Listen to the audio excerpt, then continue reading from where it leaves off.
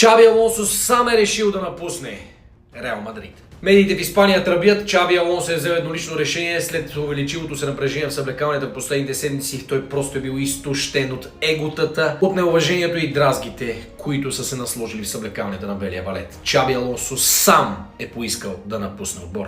Това е световна новина в момента. Създаде световен спортен земетръс напускането на Чаби Алонсо от Реал Мадрид по средата на сезона. Испанските медии в момента все повече осветляват ситуацията. Повечето от тях казват, че Алонсо сам е взел това решение и изтощен от увеличилото се напрежение, което се създава в съблекалнята на Реал Мадрид и от липсата на каквато и да е подкрепа от ръководството към неговата работа, неговата идея как да се развива Реал Мадрид и липсата на съпорти от страна на футболистите, които са доста разкъсани. Едни го харесват, други не.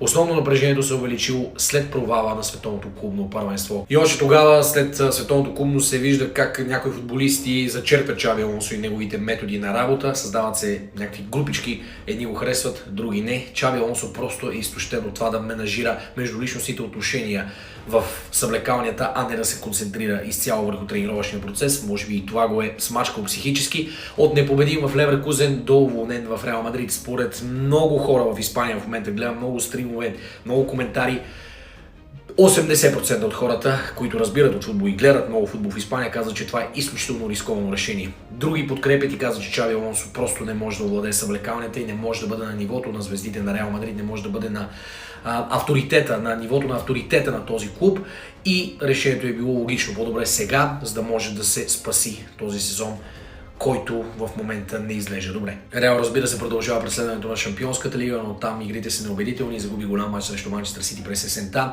Няколко точки по-назад е от Барселона във времето класиране в Испания. Барса води, играе чудесно, загуби и този финал. Като цяло Алонсо губеше големите мачове. Това много дразнеше някой фенове на Реал Мадрид. Решението да напусне изцяло негово.